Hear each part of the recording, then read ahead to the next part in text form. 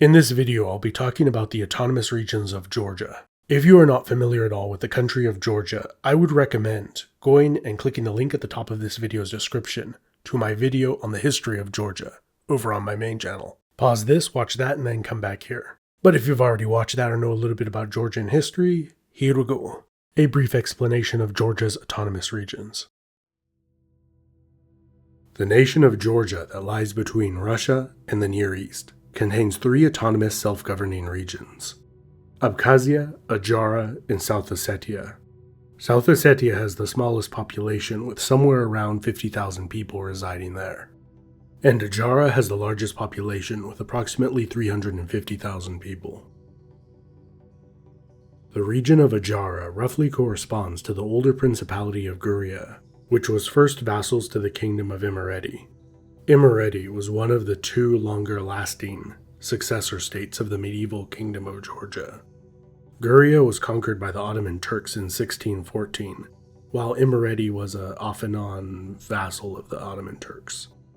During this period, much of Adjara's population gradually converted to Islam, or moved to the north. Later, the Adjarans sided with the Russian Empire against the Ottomans. Because of this, the Ottoman Turks ceded the region to Russia, on condition that the local population of the strategic border region be granted autonomy. During the First World War, much of Adjara's Muslim population was deported to the interior of Russia, because Russia feared that many of these Georgians would side with the Ottomans during the war, during which the Ottomans did take Adjara. Following the war, Adjara was occupied by the British for a little over a year, before being ceded to the newly formed Republic of Georgia, which was conquered by the Soviet Army. Adjara's relative autonomy continued throughout Soviet times. After the fall of the Soviet Union, Georgia was plunged into civil war. The Adjarian strongman, Aslan Abashidze, built his own modest military forces, which practiced a policy of peaceful armed autonomy, while the region prospered as a free economic zone.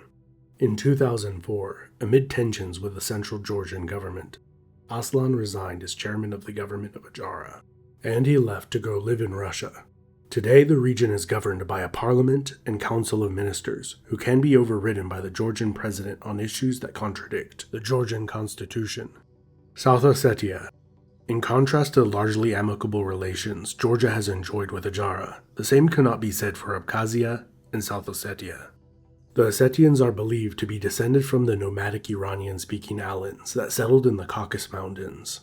There they converted to Christianity and founded the Kingdom of Alania. Alania was destroyed by the Turco-Mongol warlord Tamerlane in the 14th century.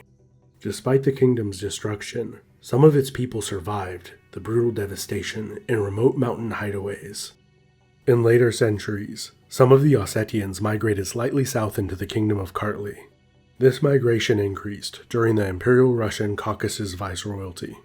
Conflict first ensued between the Kartvelian Georgians and the Ossetians during the rise of the Soviet Union, when the Menshevik Democratic Republic of Georgia was invaded by the Bolshevik Soviet Union, aided by the Ossetians. Under Soviet rule, South Ossetia became an autonomous oblast. During the lead-up to the Georgian Civil War, the Georgian parliament passed a bill that effectively abolished South Ossetia's autonomous status. South Ossetia responded by declaring their intention to unite with North Ossetia, which is part of the Russian Federation. After the Georgian Civil War, South Ossetia became a de facto independent republic, but was internationally recognized as part of Georgia, as was the same case for Abkhazia. In 2008, hostilities broke out between South Ossetian separatists and Georgia. Both Abkhazia and Russia joined the conflict, which was over in a few days. Afterwards, Russia recognized both South Ossetia and Abkhazia as independent states and established military bases in both regions. Abkhazia. The origins of the Abkhazian people are disputed. Some scholars believe them to be a Kartvelian people with a differing language. Others believe them to be descended from peoples north of the Caucasus, a differing indigenous group, or some combination of all of these. In ancient times, the Principality of Abkhazia was a loosely organized confederation of tribes that were Byzantine vassals. After the Arab conquest and devastation of the Kingdom of Lazica, the royal family of Abkhazia intermarried with the Kingdom of Lazica to form the Kingdom of Abkhazia. To what extent the character of the kingdom was Kartvelian Georgian or Abkhazian is a matter of scholarly debate, especially in Georgia. But it is safe to say that it was a collaborative effort, one small piece of evidence being their flag. The Kingdom of Abkhazia and the Kingdom of Iberia eventually united and became the Kingdom of Georgia. The Kingdom of Georgia enjoyed centuries of power and influence, before falling victim to the nomadic invasions of the Mongols and Turks. Abkhazia re-emerged as a principality following the breakup of the Kingdom of Georgia. The Prince of Abkhazia was technically a vassal of the King of Imereti. However, the prince often held little real authority and had to compete with the region's warlords, many of whom allied with the Ottoman Empire, and some converted to Islam, including the princes of Abkhazia. During the 19th century, Abkhazia became the battleground for the Russian and Ottoman empires. The Abkhazian population split into pro-Russian and Turkish factions, and battled one another in addition to the foreign imperial troops. After a few decades as a largely pro-Russian buffer zone, Abkhazia was absorbed into the Russian Empire. Similar to the situation in Adjara, much of Abkhazia's Muslim population was deported to be further from the Ottoman border, while many thousand Mingrelians, a subgroup of Kartvelian-speaking people within Georgia, were moved north to replace them. During Soviet times, Abkhazia was also set up as an autonomous republic. Following the fall of the Soviet Union and the Georgian Civil War, Abkhazia also became a de facto independent republic, like South Ossetia, but remains internationally recognized as part of Georgia, with the exception of 5 countries that recognize Abkhazia as its own country. Much of Georgia's history has been shaped by its pretty extreme geography. The northern and the southern Caucasus has made it incredibly difficult for imperial armies to dominate the Georgian heartland throughout history.